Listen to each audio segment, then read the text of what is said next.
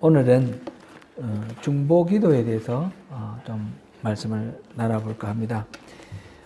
지난주에 우리 아픈 사람을 위해서 우리 기도하는 그런 기도를 했습니다.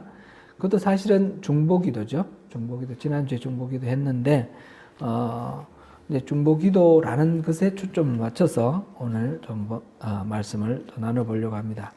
오늘 본문은 13절부터 17절까지를 흔히 하나님의 전신갑주 그렇게 말을 하죠. 이 영적 전쟁에서 우리가 안전을 보호하고 또 적을 물리치기 위해서는 우리 자신을 지키는 보호장구가 필요하고 그 다음에 공격무기가 필요하다, 그렇게 생각할 수 있을 것입니다. 여기서 13절부터 보면 하나님의 전신갑주를 취하라. 이는 악한 날에 너희가 능히 대적하고 모든 일을 행한 후에 서기 위함이라. 그래서 14절 보니까 서서 진리로 허리띠를 띠고 의의 호심경, 옛날에는 흉배라고 그랬는데 갑옷 앞쪽에 이게 가슴 앞쪽 되는 그거를 호심경이라고 했습니다. 그 다음에 평안의 복음의 그 신발을 신고, 그 다음에 구원의 투구와 성령의 검, 이거를 가지고 그렇게 나가라. 믿음의 방패 앞에 있었고요. 이렇게 옛날에 로마 시대에 군인들의 무장한 모습을 그리고 있습니다. 이제 쉽게 이해하기 위해서 그렇게 한 거죠. 이렇게 화살이 날라와도 화살이 몸에 박히지 않게 하고 창으로 찌르더라도 막을 수 있는 이 방패, 그러면 갑옷, 이렇게 완전 무장을 하고 이렇게 영적 전쟁을 한다라는 거죠. 이거는 물질적인 그런 얘기가 아니라 영적으로 그렇게 준비를 한다라는 것입니다. 이제 이러한 우리 하나님의 전신갑주에 대한 이야기는 우리 잘 알고 있는데 그 이야기를 이어서 오늘 본문이 나와 있습니다. 그럼 본문이 나와 있는데 계속해서 나온 말이 모든 기도와 간구를 하되 항상 성령 안에서 기도하고 이를 위하여 깨어 구하기를 항상 힘쓰며 여러 성도를 위하여 구하라. 이제 하나님의 전신갑주를 갖추라. 그래 놓고는 바로 이렇게 기도하라 하는 것입니다. 그러니까 이 기도도 영적 전쟁의 일환이라는 것을 우리가 알 수가 있습니다. 앞에는 이제 전쟁을 위한 준비, 복장 갖추고 무기 갖추는 게 앞에 지금 17절까지 이야기고, 그렇게 무기를 갖추었으면 이제부터 싸워야 될 거 아닙니까? 싸워야 되는데 그 싸우는 게 바로 기도로 표현이 되어 있다라는 것입니다. 방어를 위해서는 또 적의 정체를 알고 공격 루트를 알고 저지를 하는 것이고, 이런 기도가 바로 적의 공격을 이렇게 막아내는, 그래서 하나님과 기도하면서 내가 지금 어떤 공격을 받고 있는지, 내가 어떤 식으로 방어를 해야 되는지, 그걸 기도를 통해서 이렇게 그것을 파악을 하고 안전을 지킨다, 이렇게 볼 수 있겠습니다. 물론 공격도 이게 성령의 검, 말씀, 하나님의 말씀, 이걸 가지고 공격 무기로 사용하는, 어떤 식으로 써야 할지, 이게 그것이 영적 전쟁의 일환으로 여기 나와 있다라는 것을 볼 수 있습니다. 바울 사도는 그러한 영적 전쟁의 일환으로 여기서 지금 말하는 것을 여러 성도를 위하여 구하라. 모든 기도와 간구로 기도를 하고 성령 안에서 기도를 하는데 여러 성도를 위해서 구하라. 그러니까 이 영적 전쟁은 한 사람 한 사람의 전쟁이 아니고 전체의 전쟁이라는 것입니다. 내가 전쟁에 나가는데 혼자 나가서 싸우는 게 아니고 부대가 같이 나가서 싸우는 것입니다. 그래서 내가 위험에 처하면 옆에 있는 동료가 또 같이 싸워주고, 뒤에서 이제 뭐 이렇게 후방에서 지원 사격해주고 앞장서 나가고, 이런 식으로 부대 단위로 같이 싸워 나가는 그런 싸움이 이 영적 전쟁인데, 우리 흔히 이제 영적 전쟁하면 개인적으로만 생각합니다. 우리 믿음을 흔드는 여러 가지 시험거리, 이런 것만 생각하는데, 이런 것들이 다 우리 모두가 다 겪는 것이기 때문에 이 부대 단위로 싸우는 그 싸움으로 그렇게 생각을 하라 하는 것을 우리 여기서 알 수가 있습니다. 에베소 교회 성도들에게 바울 자신이 서로 성도들끼리 서로 기도하라 함과 동시에 자신을 위해서, 바울을 위해서 기도해달라 부탁을 합니다. 바울도 마찬가지로 혼자 싸우는 것이 아니라 이 에베소 교회 성도들의 그 기도를 통해서 그 후방에서 쏘는 이 기도의 그 공격을 통해서 자기를 보호하고 앞에 맞서서 싸움을 싸울 수 있는 것입니다. 그것을 여기서 어떻게 기도를 했냐, 기도를 하기를 부탁했는가 하면 19절 20절입니다. 또 나를 위하여 구할 것은 내게 말씀을 주사 나로 입을 열어 복음의 비밀을 담대히 알리게 하옵소서 할 것이니, 이 바울 사도가 복음의 비밀을 담대히 말할 수 있도록 그건 혼자 용기를 내서 되는 것이 아니라 이 후방에서 기도를 해주는 기도의 후원이 있어야 된다는 것을 말하고 있죠. 그렇게 담대히 말할 수 있도록 기도해달라. 이 일을 위하여 내가 쇠사슬에 매인 사신이 된 것은 나로 이 일에 당연히 할 말을 담대히 하게 하려 하심이라. 당연히 할 말, 이 진리의 말씀을 전하는 것, 이것이 바울 사도가 당연히 할 말인데, 이것을 막힘없이 이렇게 할 수 있도록 하기 위해서 하나님께서 나를 이 사신으로 붙들었다, 사신으로 삼았다. 그러니까 여러분들이 기도해달라, 그런 이야기입니다. 이렇게 자기 자신을 위해서 기도하는 것이 아니라 지난주에도 우리가 그렇게 했듯이 다른 사람을 위해서 기도하는 것을 우리 중보기도라, 그렇게 말을 합니다. 중보기도라는 말은 교회에서 어떤 한편에서는 그런 용어를 쓰면 안 된다 이렇게 말하고 금지한 데가 있습니다. 예를 들면 그 예장 통합이 아니고 합동, 예장 합동 같은 경우에서는 중보기도라는 단어를 사용하지 말라, 그렇게 연회에서 공식적으로 그렇게 정했습니다. 이유는 중보자는 예수님 한 분뿐인데 우리가 그 중보기도를 한다, 예수님의 기도를 우리가 한다 그러면 말이 안 된다. 그래서 중보기도 대신에 남을 위한 기도 뭐 이런 식으로 하라, 이렇게 이제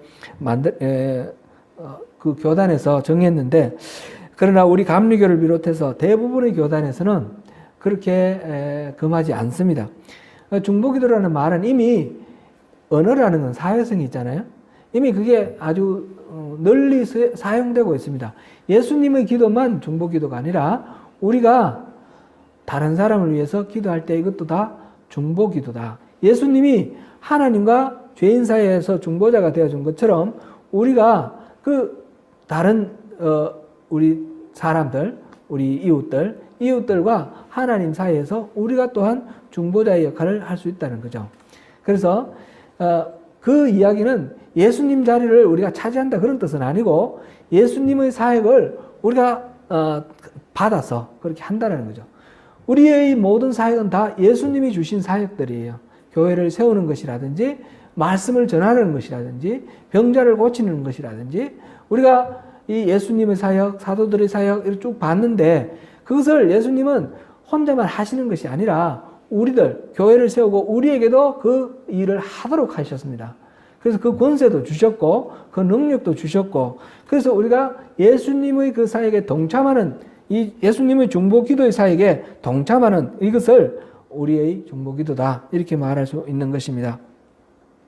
우리가 우리 안에 계시는 그리스도로 말미암아 성령의 열매를 맺고 우리가 작은 예수가 된다, 이런 말을 하는데, 작은 예수가 된다 이 말을 가지고 어떻게 예수가 되느냐 이렇게 말하지 않습니다.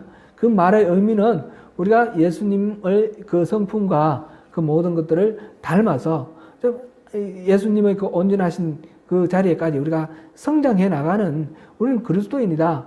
예수님은 맏아들이고 우리는 나머지 둘째 아들, 셋째 아들, 우리가 똑같이 예수님처럼 하나님의 은혜 안에서 살아가는 하나님의 가족이다. 이거를 표현하는 말이 작은 예수입니다. 그렇게 표현되는 것처럼 중보기도라는 말도 그렇게 예수님이 드린 기도만 중보기도를 하는 것이 아니라 우리가 일반적으로 또 우리 자신만을 위해서 기도하지 않고 이웃을 위해서 기도할 때 중보기도다, 이렇게 말하는 것이 잘못된 것이 아니다라고 우리 먼저 우리 한번 짚어보고 넘어가면 좋겠습니다. 바울 사도는 믿는 자들이 서로를 위해서 기도할 것을 권고할 뿐만 아니라 자기 자신도 열심히 교회를 위해서 기도를 했습니다. 바울 서신에 보면 내가 이렇게 기도했다라는 말이 많이 나옵니다. 로마서 1장 9절을 보니까 내가 그의 아들의 복음 안에서 내 심령으로 섬기는 하나님이 나의 정인이 되시거니와 항상 내 기도에 쉬지 않고 너희를 말하며 이렇게 기록되어 있습니다. 곧 로마 성도들을 위해서 내가 기도할 때 항상 로마 교회 성도들 여러분들의 이름을 말합니다. 여러분들을 위해서 기도합니다. 그 이야기를 하고 있는 것이죠. 다른 서신에도 다 그런 이야기가 나와 있습니다. 갈라디아에서는 그런 게 없다라는 걸 우리가 갈라디아에서 볼 때 봤는데 그것이 없다라는 게 눈에 두드러지는 것이고 다른 모든 서신은 다 있다라는 것이 중요합니다. 이렇게 수신자 교회를 위해서 기도하는 것, 그 자체가 바울 사도가 또한 중보 기도를 하고 있다라는 것이죠. 그런데 한 가지 우리가 이렇게 지난 이때까지 우리가 쭉 봐온 것하고 연결시켜서 한 가지 우리가 질문을 해볼 수가 있습니다. 하나님은 모든 걸 다 아시잖아요. 나보다 더 잘 아시잖아요. 우리가 어떤 이웃을 위해서 기도하려고 그러는데 이 이웃에 대해서는 우리는 아는 것이 사실은 굉장히 한계가 있어요. 한계가 있는데 하나님은 속속들이 다 아시잖아요. 그런데 이를 위해서 우리가 이분이 의리에 아프답니다. 하나님 고쳐주세요. 뭐 이런 식으로 중보하면서 기도하는 것이 어떤 의미가 있을까? 하나님 더 잘 아시는데 하나님 먼저 아시고 조치해 주실 것인데 우리가 이렇게 기도할 필요가 있을까? 그런 생각이 듭니다. 오늘 이 중보 기도가 어떤 기도인가 생각하면서 이 질문을 이렇게 염두에 두면서 한번 보면 좋겠습니다. 중보 기도는 단순하게 말하면 앞에서도 말씀드렸듯이 남을 위한 기도입니다. 그런데 중보 기도가 단순히 남을 위한 기도, 그 사람의 소원과 그 사람의 어떤 문제, 이거를 대신 빌어주는 것, 이렇게만 생각하면 이거는 중보 기도가 올바르지 않다라는 것입니다. 예를 들어서 이 사람의 아픈 거 내가 대신 낫게 해달라고 말하는 그 자체로 중보 기도가 되는가? 올바른 중보 기도인가? 이 사람이 어떤 공경에 처해 있는데 하나님 이 공경에서 이 사람 벗어나게 해달라라는 그런 기도하는 것이 온전한 중보 기도인가? 이 사람이 소원이 있는데 그 소원을 대신 빌어주면서 이렇게 되도록 해주십시오. 이렇게 말하는 것이 중보 기도라고 말할 수 있는가? 우리가 우리의 기도를, 우리 자신의 기도를 얘기할 때 내 욕망을 말하는 것, 내 문제 해결과 내 소원을 성취하기 위해서 하나님을 이렇게 조종하는 것, 이것이 아니라고 말했습니다. 그죠? 하나님은 우리의 주인이시고 우리의 종이 아닙니다. 우리 소원 성취하기 위해서 하나님이 우리가 소환해서 막 부르는 그런 존재는 아니라는 거죠. 그것이 아니고 하나님의 뜻을 분별하고 하나님께로 나를 가까이 나아가는 그것이 우리 바른 기도다. 하나님과의 참된 사귐이 나를 부인하고 하나님께로 나아가는 것이다. 그런 말씀을 앞에서 나누었습니다. 이웃을 위한 기도도 마찬가지입니다. 단순히 이웃이 문제가 있고 소원이 있을 때 그것을 대신 빌어주는 것, 이렇게만 생각을 하면 그것은 올바른 기도라 말할 수가 없습니다. 나의 목적이 아니라 이 이웃을 위해서 기도하더라도 하나님을 바라보며 하나님이 이 사람을 어떻게 생각하는지, 하나님 이 사람이 어떻게 또 되기를 원하시는지 하나님의 마음을 품고 기도하는 것, 이것이 우리가 해야 할 그런 중보 기도의 모습입니다. 남의 욕망을 대신 빌어주고 그것을 채우기 위해서 하나님을 종처럼 여기는 것은 절대로 중보 기도라고 할 수 없습니다. 하나님의 마음을 품고 이웃의 문제와 소원을 하나님께 올려드리는 것, 그것이 중보 기도입니다. 그렇게 생각할 때 이 사람에 대해서 내가 얼마만큼 아느냐, 얼마만큼 이해하느냐, 이게 중요한 것이 아니라 이 사람에 대한 하나님의 사랑을 내가 이해를 하는 것이고 하나님의 하나님이 이 사람을 사랑한다는 데 대한 우리의 믿음, 그 사랑과 믿음으로 기도하는 것이 중보 기도다, 이렇게 말할 수 있습니다. 하나님께서는 우리를 중보자로 세우셨습니다. 우리가 베드로전서 2장 9절을 보니까 왕같은 제사장이다 그랬습니다. 이 제사장으로 우리를 세웠습니다. 제사장의 역할이 뭡니까? 죄인을 하나님께로 데리고 가서 화해시키는 역할을 하는 게 제사장 아닙니까? 인간의 입장에서 인간을 데리고 죄 많은 인간의 그 죄를 제사를 지내서 하나님께 데리고 가서 화목시키는 것이 제사장의 역할입니다. 바로 우리가 제사장이라는 말은 바로 그 이웃들을 하나님께로 인도해 나가고 하나님과 화목하도록 도우미 역할을 하는 것이 바로 우리 제사장입니다. 그런 역할이 바로 중보기도의 역할이라는 것입니다. 중보기도는 우리가 지난주에 잠깐 그 말씀 나왔는데 어떤 의학계에서 그런 보고가 있다고 그러죠. 어떤 동일한 환자가 있는데 환자를 여러 집단을 만들어서 이제 조사를 해봤습니다. 이 환자에 대해서 중보기도하는 그룹이 있는 환자와 중보기도하는 그룹이 없는 그냥 혼자만 있는 그런 환자를 볼 때 치유 과정에서 이 중보기도하는 그룹이 있는 환자가 훨씬 치유 효과가 높더라. 이게 의학계에서 보고가 되었습니다. 그래서 지금 의학 학생들도 이 단순한 의술만 배우는 것이 아니라 이런 효과도 같이 배운다고 그렇게 얘기를 들었습니다.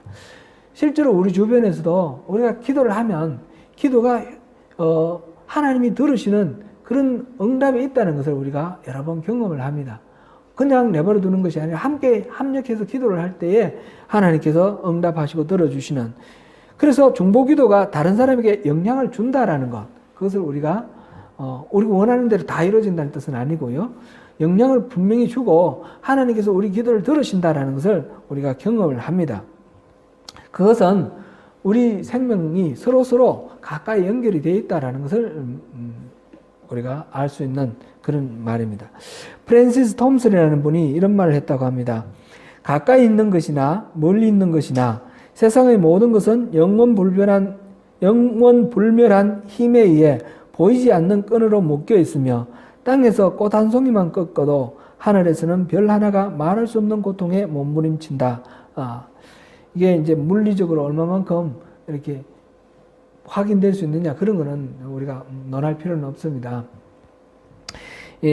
그렇게 서로 긴밀하게 유대관계가 있다라는 것이죠. 우리 눈에 분명하게 보이지 않더라도 실제로 그런 효과들은 있습니다. 예를 들면 그 경제의 효과 중에 나비 효과 이런 게 있죠. 버터플라이 효과. 예를 들면 여기서 뉴질랜드에서 나비가 이렇게 날아갈 때 이 공기의 흐름이 변화되는 게, 이것이 멀리 가서 뉴욕에서는 태풍이 분다는 거죠. 여기 이 미미한 이 움직임이 연결이 되어 있다는 것입니다. 그래서 이거는 이제 주로 경제적인 어떤 효과 얘기를 하는데, 미국에서 옛날에 리먼 브라더스인가 금융 위기가 왔잖아요. 금융 위기가 오니까 미국만이 아니라 온 세계 경제가 다 몸살을 앓고 수많은 사람들이 파산하고 어려움에 겪는 그런 결과가 나왔습니다. 이 뉴욕에서 있었던 그 일이 온 세계에 파급 효과를 내는 것입니다. 서로 긴밀하게 그만큼 연결이 되어 있다는 것입니다. 그런 것을 하나의 예로 보는데, 우리 일반적인 우리 삶 속에서도 우리 서로에게 영향을 주고 있습니다. 우리 눈에 보이지 않지만 어떤 사람이 기쁜 얼굴로 웃으면 우리 마음도 기쁜 것이고, 어떤 사람이 슬픈 얼굴로 울고 있으면 우리 마음도 슬퍼지고 무거워지는 것입니다. 그런 효과들이 서로 이렇게 연결되어 있다는 것이죠. 그래서 누군가를 위해서 간절히 기도한다라는 것은 그 사람의 생애에, 그 사람의 인생에 내가 참여를 하고 기여를 한다라는 것입니다. 어떤 방식으로든지 우리 눈에 보이지 않게 이렇게 기여하는 것이 있다라는 것을 우리가 이해를 해야 되겠습니다. 기도는 그냥 나 혼자 그냥 중얼중얼 하는 것이 아닙니다. 기도는 들으시는 하나님이 계십니다. 하나님이 계시기 때문에 우리의 기도에 대해서 하나님이 반응하시면 그 기도의 대상자인 그 사람에게 영향이 미치는 것입니다.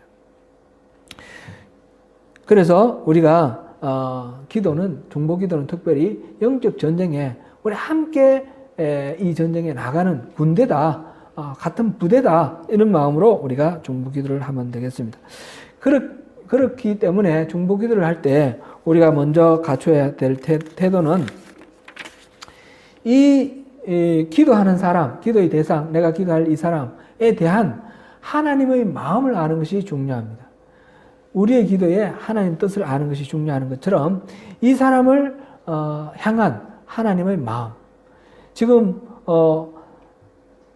내가 기도하는 이 사람이 바로 그 사람을 위해서 하나님께서 독생자를 내어주시고 그 독생자로 오신 예수님이 이 사람을 위해서 십자가를 지신 그런 사람입니다. 하나님이 이 사람을 얼마나 끔찍이 사랑하시는지 그거를 우리가 생각을 해야 됩니다. 바로 나를 향했던 그 사랑, 나에 대한 사랑과 이 사람에 대한 사랑은 똑같습니다. 그래서 이 사람에 대해서 하나님이 어떤 마음으로 보고 계시는지, 무슨 생각을 하고 계시는지 그것을 먼저 구하면서 하나님, 이 사람을 위해서 내가 기도하겠습니다. 하나님 마음을 보여주세요. 그렇게 기도를 하고 그렇게 기도할 때 하나님이 이 사람에게 기울이시는 그 사랑과 이 사람에 대한 신뢰 이런 것들을 우리가 알게 되고 그 마음을 품고 기도를 한다라는 것입니다. 중요한 것은 한마디로 중요한 것은 하나님의 마음이 중요하다는 것입니다. 내가 누군가를 위해서 기도할 때 하나님의 마음을 아는 것이 중요하다. 이것이 첫 번째입니다. 우리가 출애굽기 볼 때 우리가 그 이야기를 여러 번 봤습니다. 출애굽기 모세가 시내산에 올라가가지고 그 십계명을 받고 그 다음에 내려와서 알려주고 다시 올라가서 십계명 돌판을 하나님이 새겨주시고 그 다음에 성막의 설계도를 이렇게 알려주시는 걸 듣습니다. 그 기간이 한 40일 됐죠. 그렇게 하나님과 모세가 더불어서 앞으로 어떻게 이스라엘 백성들이 하나님과 함께 살아갈 것인가, 성막은 함께 살아가는 것을 말하는 겁니다.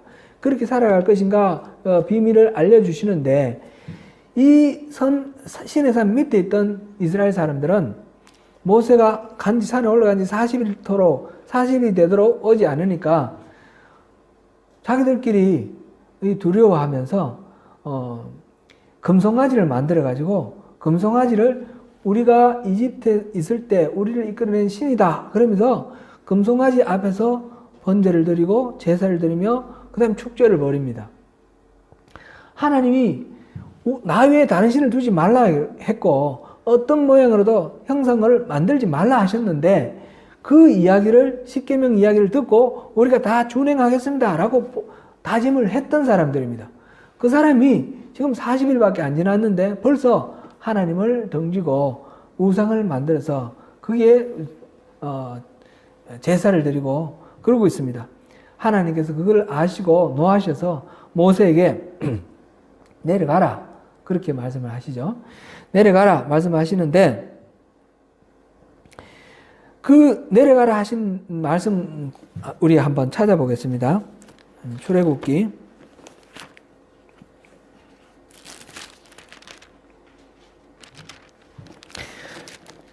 33장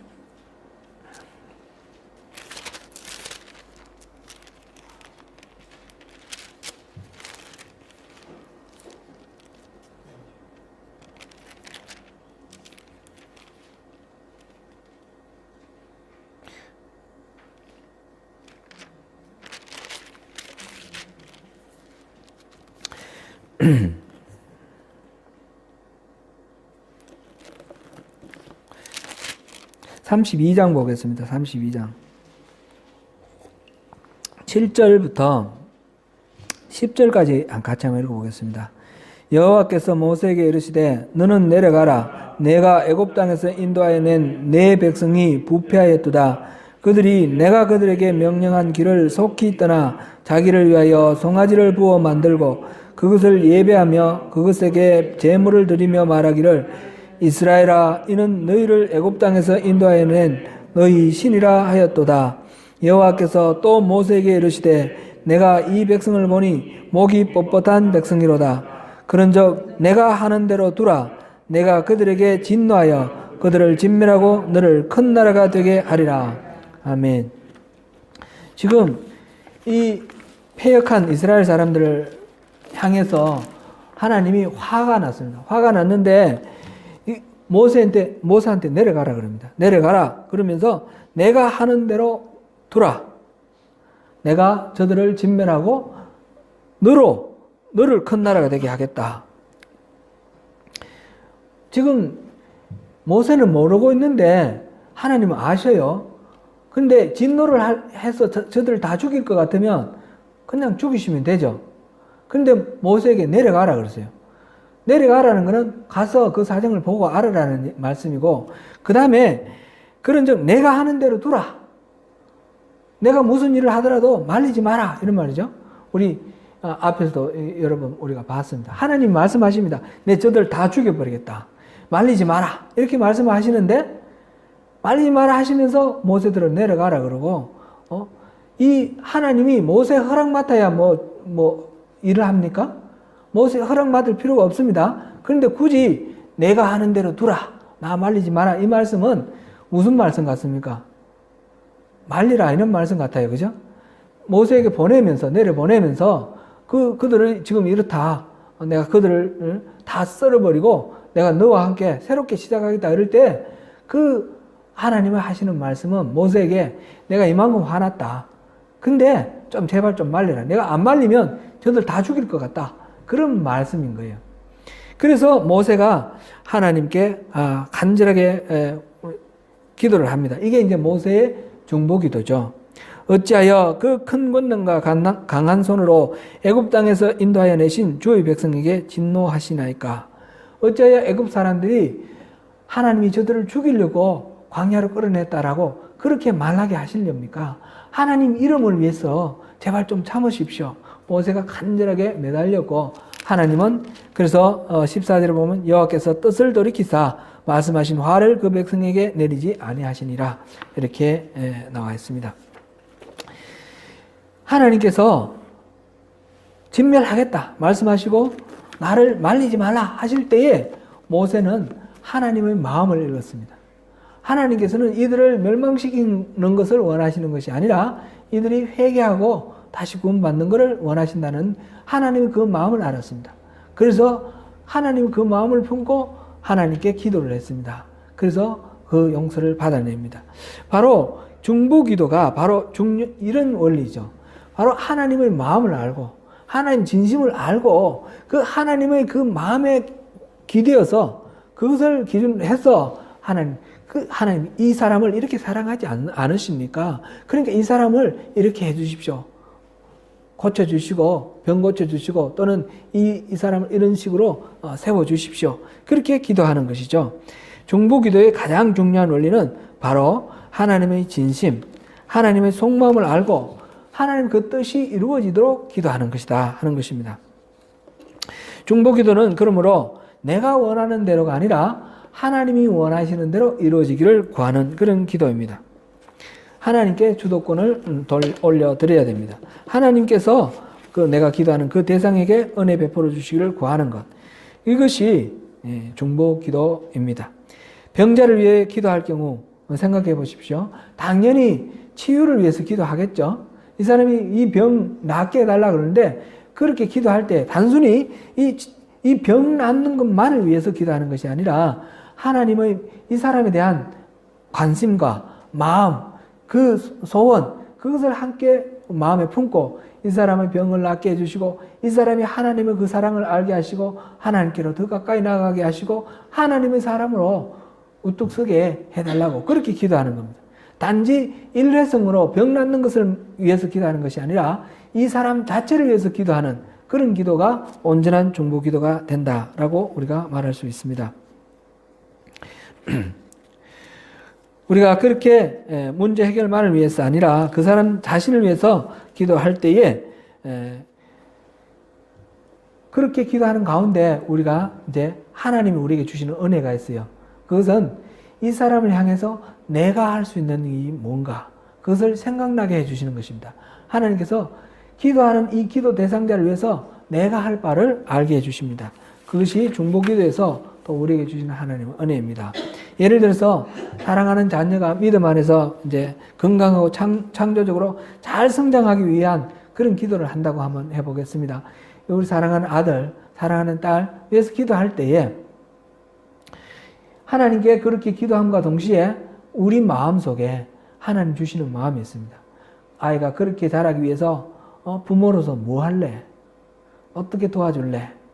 그런 마음을 주시고 우리가 그래서 이 아이들을 위해서 이 아이들 입장에서 생각해주고 이 아이들 입장에서 뭔가 또 도와줄 거 도와주고 무조건 부모가 우리 자기 아들을 소유로 생각하고 자기가 원하는 거 자기가 이루지 못한 소원을 대리 만족시켜주는 그런 것으로 막 억압하고 막 강요하고 이런 식으로 우리 하기가 쉽죠. 하기 쉬운데 이들을 위해서 정말 진심으로 우리가 기도를 할 때 하나님께서는 그렇게 하지 않고 진정으로 이 아이가 어떻게 자라는 것이 하나님께서 원하시는 그런 온전한 하나님의 사람으로 자랄 것인가, 내가 어떻게 도와줘야 될 것인가, 어떻게 존중해야 될 것인가, 어떻게 이 마음을 어루만져 줘야 될 것인가, 그런 것들을 생각나게 해주시는 겁니다. 그래서 중보기도는 그 사람을 위한 하나님의 마음을 우리 읽고 기도하는 것이며 그 사람 자체가 지금 일회성으로 그 문제 해결만을 위해서 기도하는 것이 아니라 그 사람 자체가 하나님께로 가까이 나아가도록 기도하는 것이며 또한 그 사람을 향해서 내가 할 수 있는 일을 생각나게 하고 그것을 실천하도록 하는 그런 기도가 중보기도입니다. 야고보 사도는 헐벗고 굶주리는 사람에게 평안히 가라, 덥게 하라, 배부르게 하라 하면서 아무것도 주지 않으면 무슨 소용이 있느냐라고 말했습니다. 곧 우리가 중보기도 할 때는 그 사람을 위해서 단순히 말로만 중보기도 하나님 어떻게 해주세요 라면 그것으로 끝나는 것이 아니라 그 사람을 향해서 내가 기여할 바, 내가 어떻게 하는 것을 하나님이 기뻐하시는지 그것도 같이 기도하는 것입니다. 이 지구에 오늘날 지금 온난화 현상이 심각해지고 그래서 태풍도 규모가 커지고 겨울에 더 많이 춥고 여름에 더 많이 덥고 이런 이상 기온이 나오는데 이걸 어떻게 해야 됩니까? 하나님 이 지구를 위해서 우리가 하나님 은혜를 베풀어 주세요. 기도를 한다면 이 지구를 위해서 이 지구의 환경 문제를 위해서 우리가 실제로 할 것은 뭔가 그걸 생각하고 동참하는 것이 중요한 것입니다. 예를 들면 지금 파켄세비에서는 비닐봉지 안 쓴다고 그러죠. 그런 식으로 비닐이 이 자연을 생태계를 파괴하는 그런 나쁜 물질로 지금 이렇게 너무 많이 사용되니까 그렇게 되고 있고 그래서 그것을 쓰기를 자제하자. 종이봉투를 쓰자. 그렇게 돼 있는데 종이봉투는 잘 썩으니까 그죠? 그런 식으로 얘기가 진행되고 있는데 우리 스스로 어떻게 하면 그렇게 동참할 수 있을까? 이 참 쉽지는 않은 것 같아요. 우리 음식 쓰레기 같은 것도 그냥 일반 쓰레기로 버리지 않고 땅 속에 묻어가지고 이게 썩어서 그냥 이 자연 속에서 재활용될 수 있도록 그렇게 하는 것이 중요하고 플라스틱이나 종이나 이런 재활용 쓰레기 잘 분리하는 것이 좋다라는 걸 우리 알고 있는데 이 자연을 위해서 우리가 살고 있는 지구를 위해서 우리 자손들이 살아야 할 이 지구, 이 땅을 위해서 우리가 정말 절제할 거 절제하고 또 협력할 거 협력해야 되겠다 그런 생각을 하는 것이죠. 기도를 할 때 하나님 그 마음을 부어주시면 우리가 그게 동참하고 같이 우리 삶 속에서 그것을 함께 실천하는 것이 중보기도다라는 거죠. 중보기도 세 가지 측면을 봤습니다. 중보기도를 할 때 첫 번째는 하나님의 마음을 읽어라. 두 번째는 그 사람 일회성이 아니라 그 사람 자체를 위해서 그 사람 자체가 하나님께 가까이 갈 수 있도록 그렇게 기도하라. 세 번째는 뭡니까? 우리에게 기대하시는 하나님의 그 역할. 이 사람, 우리가 기도하는 이 중보기도 대상자, 그 대상자를 위해서 내가 할 일을 생각하고 그게 동참하는 그런 기도. 이렇게 삼박자가 이루어질 때에 이 중보기도가 온전한 중보기도가 되고 건강한 중보기도가 되는 것입니다. 사랑하는 성도 여러분, 이러한 중보기도로 이것도 그냥 관념으로 그냥 흘려보낼 것이 아니고 실제로 우리 삶 속에 이게 삶의 일부로 만들어지기 위해서는 의도적으로 우리가 노력하고 훈련하고 계획을 해야 됩니다. 중보기도 시간을 특별히 정하는 것이 좋습니다. 우리 새벽기도 시간에는 항상 중보기도를 합니다. 자연스럽게 그렇게 하게 돼 있죠. 또 수요 예배 시간에도 우리 중보기도를 하죠. 중보기도를 하시고 기도할 때 그 내용을 좀 노트로 이렇게 만드는 것도 좋습니다. 지난주에 제가 노트에 대해서 말씀을 드렸는데, 우리가 우리의 욕망을 달성하는 것을 응답으로 생각하고 그렇게 노트로 활용하면 하나님을 압박하는 어떤 다른 것이다, 나쁜 것이다, 그런 말씀을 드렸습니다. 그게 아니라 우리의 기도 제목을 듣고 하나님이 어떻게 반응하시고 어떻게 응답하시는지 하나님 응답하시는 대로 우리가 정리를 하면 되는 것입니다. 그리고 이 중보기도는 혼자 하는 것이 아니라 함께 하는 것입니다. 이 중보기도의 원리는 바로 부대 단위, 이 영적 전쟁은 혼자 하는 전쟁이 아니라 함께 하는 전쟁이라는 것을 생각하고 우리 함께 서로 네트워크를 이루어서 우리 교회 안에서 그리고 또 교회 바깥에서 어떤 거는 이슈가 있을 때는 뭐 전국적으로 우리 네트워킹 하지 않습니까? 그렇게 해서 함께 기도함으로 이 전쟁이, 영적 전쟁이 승리가 될 수 있도록, 승리를 얻을 수 있도록 우리 그렇게 기도하는 것이 좋습니다. 우리는 이웃을 위해 또 세상을 위해 모든 생명을 위해 중보하도록 부름을 받았습니다. 나 자신만을 위해 기도하는 단계를 넘어서 우리가 함께 기도하는 이 중보 기도로서 서로의 이웃의 삶에 참여하고 함께 살아가는 그런 공동체를 이루고 함께 승리를 이루는 그런 하나님 나라 백성 되는 것을 하나님께서 기뻐하십니다. 중보기도는 그래서 그리스도인의 의무입니다. 중보기도는 그와 동시에 그리스도인의 특권입니다. 이 은혜를 다 누리시는 저와 여러분 되시기를 축원합니다.